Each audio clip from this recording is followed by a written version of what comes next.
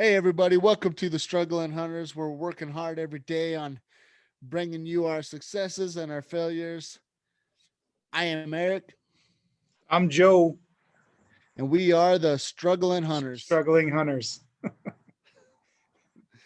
Ah, Tried to throw that in there. yeah, here we go again, right? Right. Oh, excuse me. Right off the bat, I cough right in the mic. That's very professional. That's the struggle of it. It is. Anyway, so today we got another exciting podcast going back into history a little bit. I'm gonna give it to Joe here in a second, but before we do all that, thanks everybody for giving us a listen, giving us support. We're working hard every week on trying to make this thing grow, and you guys are making it happen. We're slowly growing. Our analytics, we're seeing more and more views every week, every day at matter of fact. So it's exciting to see. It's kind of our spill every week, but it's very true, and we just appreciate the support. So thank you guys. You guys are some struggling hunters with us, and we'll think of a better name than that maybe later on, but anyway, yeah, just wanted to kick it off with saying thanks for the support. Um, like I say, every week we're gaining subscribers, we're gaining listens, and it's really fun for me and Joe to kind of look at the analytics and see that we're doing something right. With that said, Joe, I will let you take off with tonight's back in time, going back in time on a little journey. History with Eric and Joe. Something So, like that. so I guess So today we're going to be discussing Davy Crockett. I don't know about anybody listening or even you, Eric, but every time I was a fan of Davy Crockett. Not that I ever really got to know him, but of the old videos that Disney put out. Every time you say Davy Crockett, King of the Wild Frontier, is like what follows next. But so they did a pretty good job at making the videos and marketing that at least. But before I get started, I kind of wanted to talk a little bit about why we've kind of maybe step back into time a little bit and trying to lay a why are we talking about Davy Crockett and whatnot, and why yeah, just why. But and the reason why I think is the reason why is because but living back then, and they were he was a hunter, and spent not only did he hunt to feed his family, but that was one of the things he liked to do was to hunt. And so as being hunters ourselves, and trying to I think for me a little bit is trying to find that grit that Davy Crockett had, to go through what he did as a hunter and as a person, just taking a step out. And like we kind of mentioned in last week's episode about Daniel Boone, is what they had to use to hunt with, what their top of the line hunting gear was. And a lot of it was just handmade buck skins, or whatever whatever it was. Everyone had the like the guns that they used back then. I think they were starting to get not necessarily mass produced, but the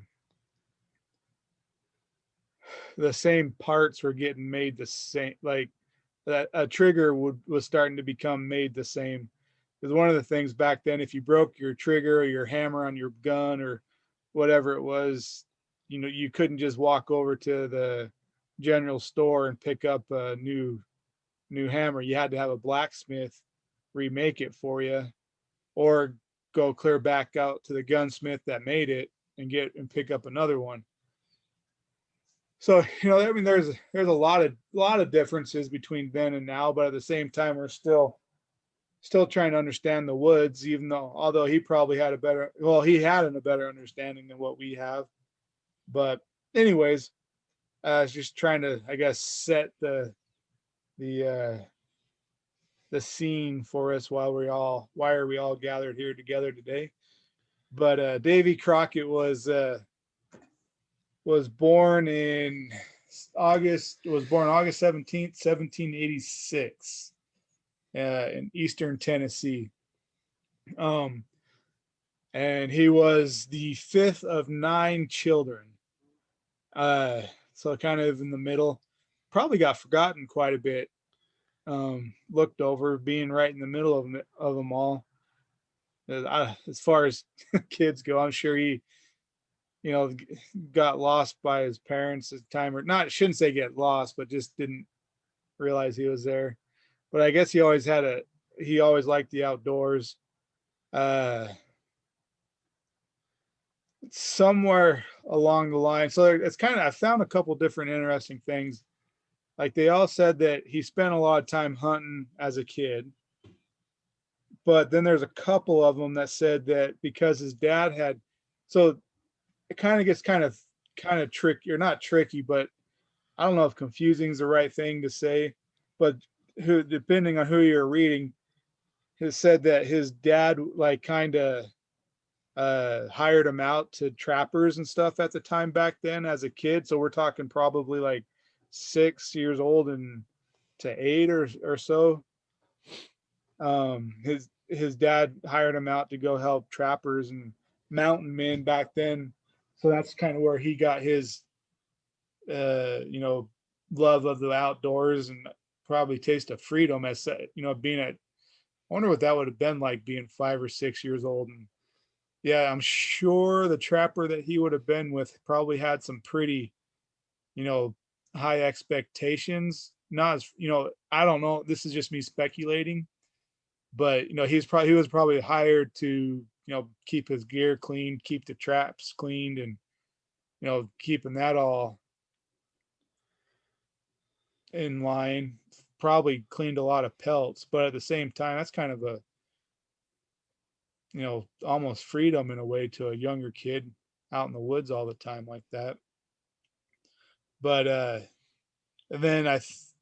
it talks about him being hired out, and then there talks about him being hired out as or he came back and worked off some of his dad's debt. His dad got into debt, and he came back and worked for some guy on a farm. I think it was a farm from it said till he was about 16, and then he worked from 16 to 20 for this guy on his own merit, making his own money. And then it was in that time he got married, and I think he had five kids. I didn't write that down, with his first wife, and then she ended up passing away, and he remarried, and the lady that he remarried, she had 2 kids, and then I think they ended up having 4 more kids together. So he kind of had a mess of kids himself. And but so it was kind of one of the things I thought was kind of funny. I should have wrote the quote down. So he's going through his life. He always wanted to be out hunting. That's kind of where he wanted to be. And it said he moved around quite a bit too, always taking a fresh start. And it made it sound like one of the things that he kind of got himself into trouble financially a time or two. And so he always had to move on to someplace new and have a fresh start. But, and then it's saying that at one point in time, so when he went into Congress, or, he served a couple of terms in Congress, and he said that, it sounded like it was about today as it was back then, that the Congress guys would speak a bunch of words but never say anything that meant anything. And so he got tired of it and decided to go in and do what he could. And he said, to help Congress, I guess. And I didn't really read. That's another rabbit hole that I got to go down one of these days, is what he actually did while he was in Congress. Like, I think, he got uh, with Andrew Jackson. Him and Andrew Jackson, I think, had a couple of arguments. Yeah. Um, he was he wanted to defend. I saw something earlier whenever I was doing a little bit of research, and speaking of just that, that was one takeaway that I remember, is he was he wanted to defend squatters on land. So like there would be these people that would kind of squat on land that was not very appealing, right? And uh he actually wanted to stick up for him and was like they should either be granted that land to keep it for themselves or at least be able to purchase it at a very fair price. And so that was one of his things. But if I remember right, what they said was Andrew Jackson didn't really give him much support on that, and that's Yeah. kind of what started because they were both from Tennessee, and so at one time they got along because they're kind of from the same area, but then as time went on, they didn't get along because he didn't get the support from Andrew Jackson that he wanted. I don't know if that's something that you saw Nah. too or not, but Yeah. But that that, yeah. And then I think one of the things I said too is that he was very, I guess, uh, wanting to help the Indians and their rights, and helping them with obtaining their property or their land. And but so he served in Congress, served a couple different terms, like from 1821 to 1823. And then there's a chunk where he didn't get reelected. Then he got reelected from 1826, and then he kind of stayed in there till 1833. And I wish I can remember the quote. I'm kind of going all over the place, jumping all over, but hopefully it doesn't, not everyone's going to know his quite journey. But so when he got done with Congress, I think he more or less said, I wish I could remember the quote, but he said, I'm done with Congress and I'm going to, I'm getting out of here and going to Texas. But he did. So back up a little bit, and he fought in the Indian Wars of 1812, and as a help track people, help track down the Brits and whatnot. And but they found that he was actually a pretty good hunter, and so he'd spend a lot of his time out in the woods hunting, trying to gain food for uh, for the army that he was with, and not spend so much time out fighting. He kept, if you were with his regiment, you were sound like you were fed pretty good, and it was usually wild game meat that you were fed. sounds like a good time. Yeah, I think it would be. And one of the things I thought too was kind of interesting as far as the war goes. He quoted once that it's kind of, I guess it sounds a little, how to put it, like, so anyways, what he said was, if it was up to the women to choose whether or not the men went to war, that there would never be any wars fought, because the women would never let their men leave to go to war. But which is a true statement. Yeah, um yeah. and but then, one of the things, so about his hunting career, I was trying to find some stories that went along with that. And I thought it was kind of interesting that, so one spring, in 1 month, he killed 47 bears. I guess that was one of the things that he loved to hunt most, was was bears. And but that took his total. It said that his total in a 12-month span, he killed 105 bears. Wow, that's crazy. Yeah, and it's kind of, when we talk about, our tag system and stuff nowadays, like, could you imagine just like having that free market or open market, open season, just to kill whenever you wanted, or or to harvest, I guess. Well, during some of those times, it was. I mean, that was kind of free market hunting back then. Right. Well, and like the So other thing too is kind of interesting is, so you're Tennessee, everything west of Tennessee is considered like the frontier. So like, I mean, what I'm getting at is that there was all sorts of land and, like, game. It'd be interesting just to, like, go back in time and see, like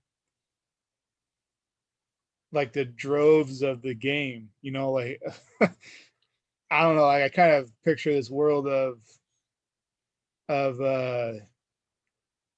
not walking far into the woods and then running into, you name it, almost, like deer. If you're in deer country, not working all that hard to come across the deer.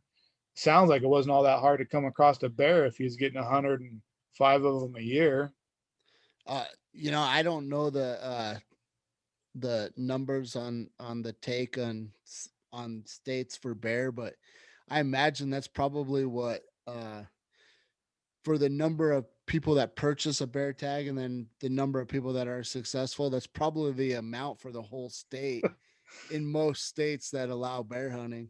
If you think about it, I'm sure we're not far off. 105 bears sounds like quite a bit. Right. Well, and So, that was the other thing too, is like, I mean, so hunted, more or less hunted since I was 12. And I guess I haven't hunted every season, but hunted ever since I was 12. And I've harvested 6 or 7 deer, in 20 years of hunting. And he's harvested, I mean, who knows how many deer it was with that too, but 105 bears in 1 year, that's like 10 of my lifetimes. yeah, that's amazing. But like you said earlier, like what you alluded to earlier was there had to have been so much game out there where it was easier to run into.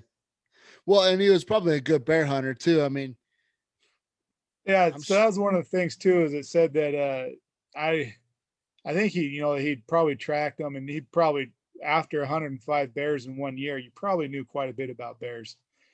But he liked to use dogs. He would use dogs to hunt bears. And I thought it was interesting too, because the one article I read said that he would use non-purebreds. Like, he didn't like to use a purebred dog. He just liked to use a mutt, more or less, to hunt bears. It didn't go into why, but I thought that was kind of interesting. And he one took of the story. he took the best attribute of every uh kind of dog in a mutt and just explored the best attribute that they had probably. Probably. I don't know. That's a whole, yeah. I just threw you off your train of thought. My bad. No, I just went down, like, started going down a whole another train of thought because of and I don't know if you know much about dog breeds, but, or I'm sure you do, but there's a dog breed called Catahoula Leopard. I don't know nothing about that dog breed. So it's kind of a Heinz 57, like a mixture of a whole bunch of different breeds. Okay. It's actually a hound dog, is what and it was bred to hunt bears. Hmm. And and it's kind of a little bit more of a beefier dog. But anyways, back to I'm sure back to Davy Crockett. He was talking about he was out hunting bears one day with his dogs, and I guess he was getting irritated because it sounded like it was like on a spring day, or the water was cold and maybe a little bit icy as he was like tracking through the marshlands and stuff. And his dogs were tracking this bear, and he was getting frustrated because he's happened to go through all this marsh and wetlands. And finally um finally they treed this bear that he was hunting, and he got up to it and sounded like it got within, it says 80 yards, and he shot once, and the bear let out a big roar and pawed at him, and then he quickly reloaded and fired another shot up at him. And with that shot, the bear fell out of the trees, and then when it hit the ground, it grabbed a hold of one of his dogs. So it the story, it makes it sound like so the story says that he grabbed his hatchet and his butcher's knife, or like, and ran in after the dog, and the bear was gonna like attack it. And it says in his own words, he tells a story that the bear let go of his dog, and then he still had, it sounded like he still had to reload his rifle.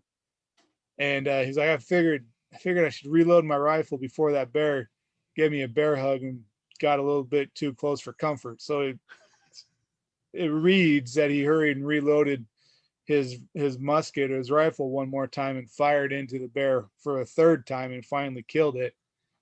And he claims this bear weighed in at 600 pounds. Mm. Wow, Which that's a would big be, bear. yeah. And I think like down in Tennessee, that would have been a black bear. Like, like I don't think they have any grizzly bears or brown bears down that way. So that would have been a big black bear. Yeah, really big. And so I said he went back home, grabbed a couple guys and 4 horses, and went back and butchered up that bear and hauled it out. Could you imagine bear hunting with a musket?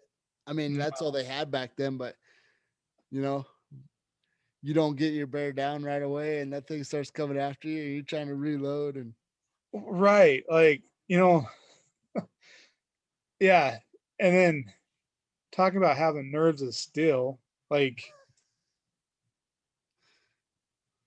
yeah, like it's just a different mentality, or do you just not, like, you don't have any other choice, so you have to reload. I yeah, guess you do have another choice. You can run, but if you want to keep shooting, you got to stand there and reload. yeah. I don't know. uh, That's but see, I wanted to, I guess, go into, so God, there's one other story I was going to tell, and I can't remember. I didn't have it written down, but as I was telling the bear story, it popped up in my memories, and I was gonna share it, but I can't remember what story that was now. But anyways, and then so I'll go ahead and kind of dive into taking off and going to Texas. And I think he was heading off. So it's kind of interesting because one of the things I came across, that we know him for wearing his coonskin hat. And so we always assumed he always wore a coonskin hat. But supposedly one of the stories that that I came across said that like the people that he was in Congress with gave him that hat, and when he left. mm, And I don't know how true, like that was, it was kind of interesting because I felt like every time I was reading something on him, there's always something that another article didn't have. So I don't know if they were like focusing just on a certain part of it or what, but like they all kind of covered the same thing. But then there's always a little folklore into it, which was kind of along like what we were talking about earlier, and saying that how he is kind of like full of himself a little bit, or like he allowed like more or less in our terms comic strips or like little audio biographies written about him, and that Right, right, yeah. people would like, hey, I want to tell this story about when you did this, and okay, yeah, that sounds good. Yeah, he'd kind of add to it, boast about it a little bit. Yeah. They'd make up a story and he'd be like, "Yeah, that's 100% true." But and then the other, so yeah, and then when he left too, when he was in Congress, I should have backed up, but he they all saved up and bought him a rifle. I think they said it was a $200 rifle, and they all pitched in like 50 cents in order to buy him this rifle. So that's a lot of people that pitched in. I think it was 50 That, cents because that I don't. 50 cents, that would have been like 400 people that had to pitch in for Right. $200 rifle. I should go back and find it because I remember thinking, I was like, oh, that's kind of odd. And I looked at like the decimal point, and I believe it was 50 cents. And I was like, oh, okay. Dude, in today's money, that'd be pretty good if we could get like 400 people to pitch in like $20. Right. That'd be good money now. Yeah. So like they also, I guess, got him that coonskin hat supposedly, and then bought him a rifle. And but anyway, so he takes off, wants to go to Texas, and gets caught up with going into the Alamo. And I didn't really look into. Everyone kind of knows the story of the Alamo. You know, uh, fighting for it and whatnot. And I was kind of, I guess, closing things up with Davy Crockett here on this conversation for tonight. But I wanted to kind of discuss a little bit because I found a couple of things that were kind of interesting.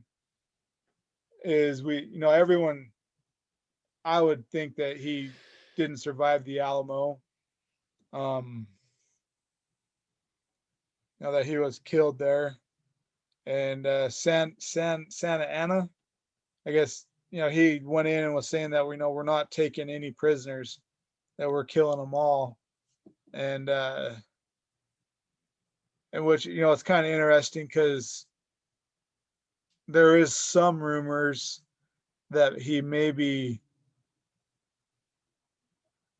survived the Alamo, and like in one way he kind of did, and we'll get that one out of the way, is that he survived it as becoming a legend.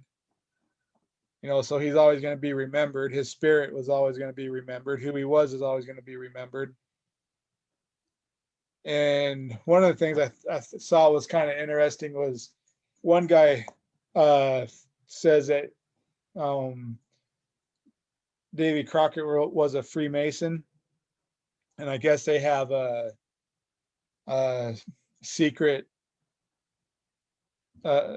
signal Society. or secret. Well, it's a secret society kind of, but secret like handshakes and secret hand signals and stuff.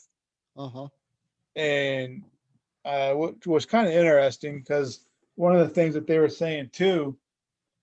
So anyway, so I don't know what these secret hand signals are, but one of the guards claims that more or less that Davy Crockett was brought up in a line of people, and they were just lined them up, and they were just either bayoneting them, I think it was, or killing them somehow, one at a time. And it came for Davy Crockett's turn to be killed, and he did this secret hand signal, and Santa Ana, I guess, was also a Freemason, and he recognized it and allowed Davy Crockett to live. Hmm. And supposedly Um, oh, what battle was it when the when Santa Anna finally lost and was captured? After the Alamo. Um, Supposedly he did the same Masonic hand signal to his captures, and they allowed him to live. And I guess it was Really? like the same thing during like the Civil War. Like whenever a captain from either side would get captured, they'd do the secret hand signal, and the captoree was if they were a Freemason, would allow this person to live, which is kind of interesting. Like, there's proof of that, I guess, in the Civil War. So like people are trying to stretch it into saying that because Davy Crockett and Santa Anna were both Freemasons, that there is a possibility that Davy Crockett lived. But the big argument is, if he lived, why did he stay so quiet? That's my biggest uh thing that's the biggest part to me that I'm like there's no way that he would stay quiet. I mean, he'd walk out of there and say, "Hey, I'm Davy Crockett and I survived the Alamo." Right? I Right. mean, he would boast about it. That's kind of his nature, is boasting about everything great that he done. He's like a But the modern day Donald Trump. I shouldn't but say the only that. thing that I can kind of think that as to why maybe he didn't was I don't know what it would have been like to be inside the Alamo, to have like how long was that, like a 12 day like siege or something like that, or a week. Something like that, yeah. Like I couldn't imagine being like knowing that odds were stacked against you, to keep fighting, and then and then surviving that, and then maybe it was just too much for him to like, why did he get to survive and no one else? The Some type of a guilt set in, and so he just wanted to live out the rest of his life quietly. So you think he would have done that though? I don't know. That's the only reason why I could think maybe if he did survive, why he didn't. He could have been the modern day's lone survivor. Right. But you would also think though too, if with all the years that have gone by, that somebody would have turned something up to prove for 100% that he. I think it's a nice story, or it kind of Right, I do adds to too. the myth of Davy Crockett, but it's just I don't know. I don't think that he would stay quiet. And like you said, if everybody else, I mean, yeah, I don't know. I guess whenever you go down those conspiracy rabbit holes, you can come up with all kind. Oh, everybody else died, but at the last second, Davy Crockett gave a Freemason handshake or signal, and they're like, "Oh, hold up, Right. this guy can go." Like, I mean, it sounds nice or whatever, but I mean, it's just I'm pretty sure if and it correct me if I'm wrong, but it was years later that they kind of looked into it and started thinking that he might have not have died. Right? It wasn't right Right. away, or was it right away? Like after Uh, he died? no, because I think it was like in the one of the things I found said it was like in the memoirs of Captain so and so of under Santa Ana, this was found. Gotcha. But anyway, like I guess the end of the story here, he was an interesting fella, just kind of like what we discussed with Daniel Boone, is that he was really a real liked guy. He could.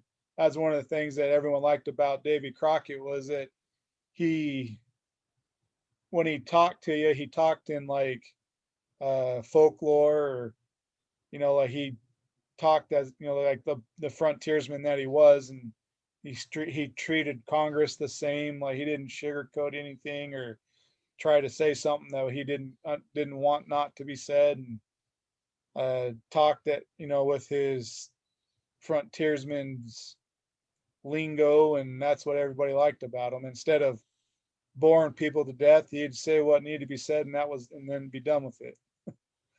Mm.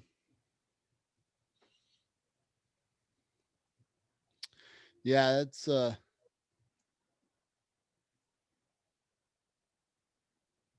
sorry, I'm just trying to look up, see if I can find anything real quick. It's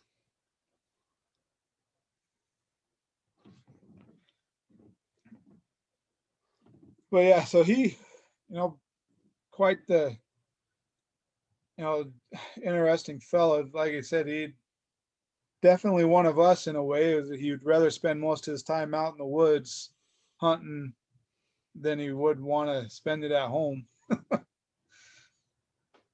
it's kind of funny that at least whenever, like the research that we're trying to do, and we're just doing quick research and trying to figure out where because last week we did Daniel Boone, and then this week we're doing Crockett, Davy Crockett. Um, it's funny where, like, you know, I thought whenever I was looking up Daniel Boone, that was kind of more my homework or whatever, that I would get into all these expedition stories and oh, the great journey of whatever, the animals that they took and stuff. And I feel like these historians kind of just skim over. Oh yeah, by the way, they were great hunters, but he was also a congressman. And let's go into the congressman thing, because that's what really sparked my interest. Because today we still talk about them being great hunters and expeditionists. Is expeditionist the right word? Feels like the right word. Sure, sounds good to me. um, great explorers and frontiersmen, as you said earlier, and but then you start doing the research, and they kind of go more in depth of their political careers and their last stands at the Alamo and their townsmanship of Boonesboro, but they don't really go in depth of the expedition. So it's kind of weird how like me and you, we grew up hearing about Davy Crockett and Daniel Boone for being these great hunters, but whenever I'm sure like the books and stuff go more in detail of the hunting side of it, but whenever you're trying to look up stuff to fill up a podcast, it goes more into the other stuff rather than the hunting side of it. But at the same time, Boone and Crockett, the organization was developed kind of suggesting that they were these great hunters, and they were in their own right. I mean, but like I said, like they are, you kind of grasping what I'm trying to say, how they kind of skim over the hunting side of it and kind of focus more in on the other. Right. On the Yeah, But yeah, I more guess of the go ahead. well, it's just weird because that's what they talk about, is how they became famous with being in politics, being warriors, um, being everything else but hunters. But people like me and you, we grew up knowing them as these hunters and not so much politicians or serving in the army. We were kind of on the other side of that, where we knew them more as hunters, Right. more woodsmen. And so it's just kind of funny whenever you start doing the research and you're like, oh, this is all cool, but where's all the good hunting stories? That's what we're after. Right. Right. So Like I try to like trying to go to the hunting stories, and last like I found a couple of little stories, but I actually like had to try to search in the search engine, like Davy Crockett hunting Davy Crockett bear story or something like that. Then I started like getting into some of them, but for the most part, like, if you just dive in on Davy Crockett, it just, it just says he was a frontiersman, started hunting or shooting his dad teaching him when he was like 6. And so, yeah, but then it goes more into, life as a congressman, and, a little bit of struggles financially as a human being. And then, yeah, getting into, I think I skipped that, but I think he served as a sheriff for a handful of years. Oh, really? Yeah. But then, like, yeah, then taking off and going to Texas and getting caught up in the Alamo. Yeah, he had an interesting life. I mean, there's no doubt about that. And I mean, I guess it all adds to the fame of Davy Crockett.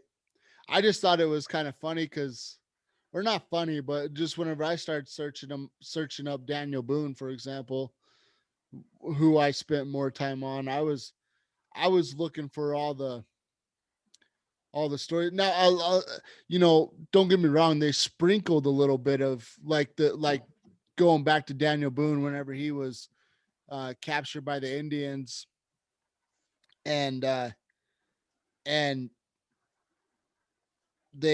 he started showing them that his skills of tracking and pursuing animals, and they were impressed by his skills, his outdoors skills.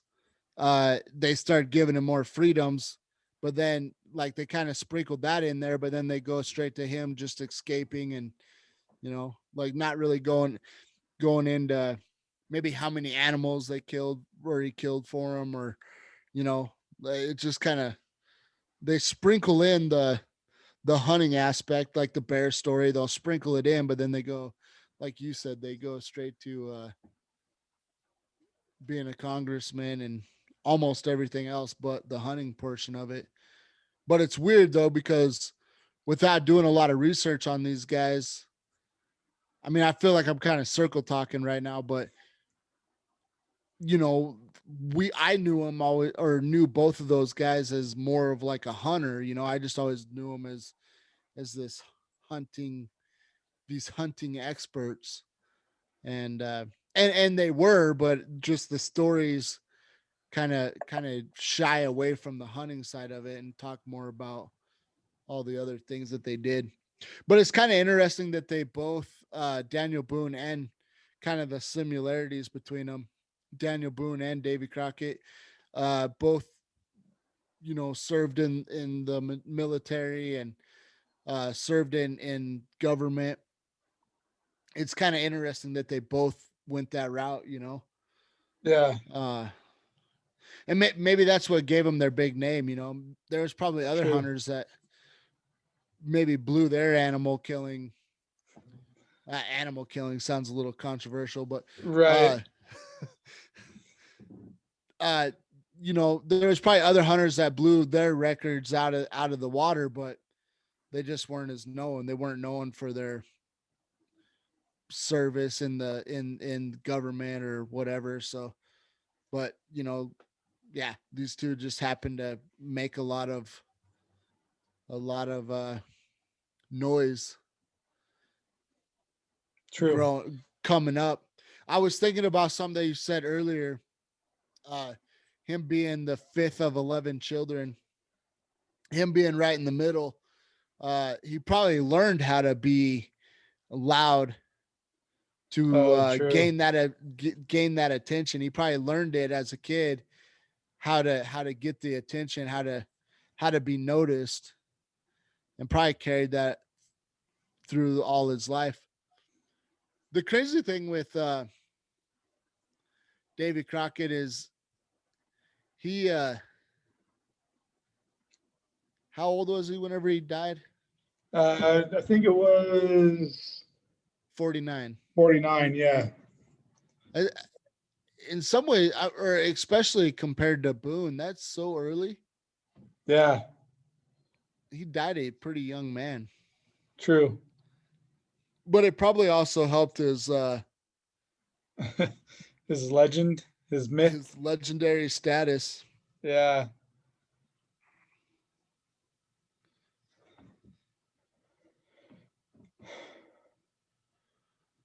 We might have to do a hunt, try to get some old flintlock rifles at some time and hunt with the old smoke pole, the old fashioned, Kentucky long rifle.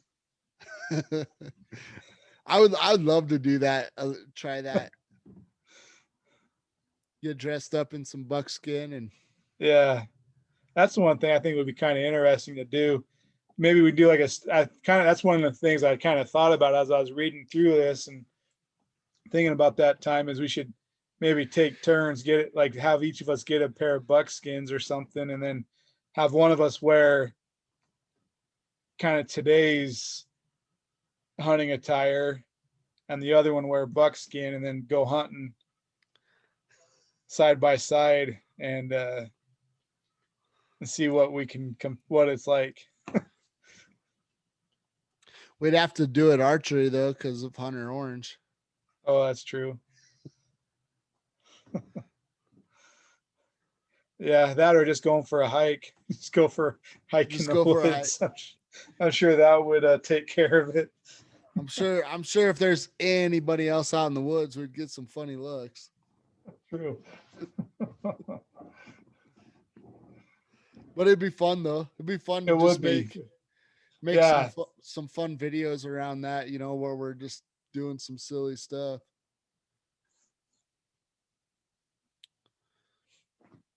So did they I got a question for you. I don't know if they never found his body. I mean everybody died at the Alamo and let well, left. that's like the kind of so like there's a couple of different things. Like they say, like they just piled everybody up and buried him in the Alamo. So no, they'd never found his body, supposedly. But I think there's a couple people in there that said, like the from the Spanish or the Mexican side of it, saying that they saw his body in the heap of pile or something. But yeah, I think that's just the end of the story. People kind of leave it at is that he's buried in with a heap of people under the streets of San Antonio. Hmm. Do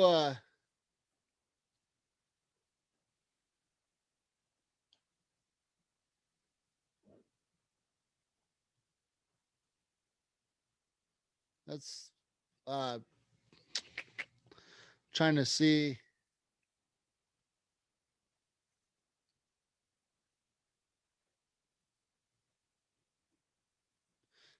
a family tree. I was kind of wondering if there's still descendants. There has to be descendants of today, I'm sure. Well, I'm sure there is after his yeah 8 kids or 7 kids that he had. The reason I say that is because I feel like they could. I don't really know what the Alamo.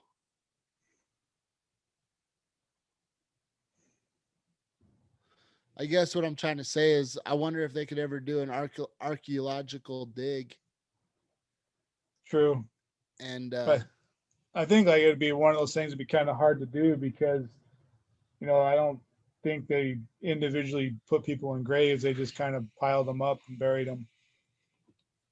So if they did find the pile of bones, it'd be quite the job to. well, that's why I asked about the descendants. If there's descendants today, because then they could get a DNA sample and then start sampling all the bones. Yeah, It'd be a project, but I mean, I don't know.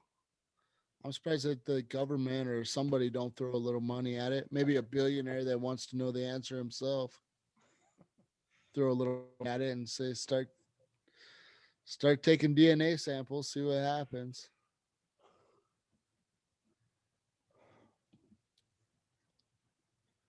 I don't know. It's kind of funny that there's so much myth around it, but I feel like if somebody cared enough, they could probably find the answer. true.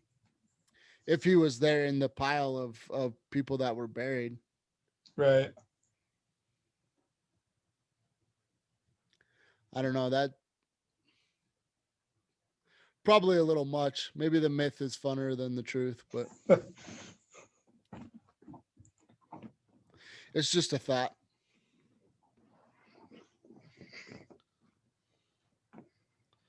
Oh, you can go to the Alamo. Hold on one second. Maybe not during COVID, but you could go to the Alamo from 9 to 5:30 and Sundays from 10 to 5:30. You want to go tomorrow? Yeah, let's do it. I'll swing by and pick you up. Sounds good. Okay. Pack a lunch. Isn't there an old isn't there isn't there an old movie called The Alamo? Yeah, there's a handful of them. Yeah, I think I've seen it a couple times. Or seen one of the versions a couple times, maybe a couple of the different. It's crazy that that building is still standing today, though. True. It's kind of cool, really. But you have anything else on No, not at this old point. Davey? I'd like to do some more research on, like we were talking about, some of his hunting adventures, and try to share some more of that at some point down the road. But no, as far as tonight, I think that's about all I got for him. Perfect.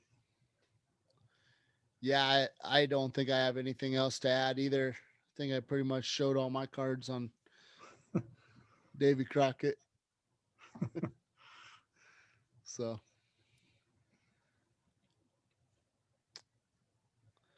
do you have anything else? No, I can't think of anything else. Okay. Well, yeah. Well, do you want to get us out of here? Or you want me to? Sure, I can get us out of here. All right. Welcome, or not welcome. Oh, I'm tired. I'm tired. I could Thanks I for could I could tell that you're starting to fade a little bit. I'm starting to fade too. thanks for watching, guys. People that all you fans out there, you roadies, appreciate it. Um, Thanks for watching. Hopefully you liked it enough that you give us a thumbs up or a comment. Tell if there's something that we missed, let us know. Again, we're these are people that we're interested in. We may not know all the facts or understand all the facts, but we'll give them to you how we understand them or how we see them. And but yeah, we appreciate it, and hopefully you enjoyed it as much as we've enjoyed it. And like, subscribe, and be a friend. Talk to you guys later. Have a good one, guys.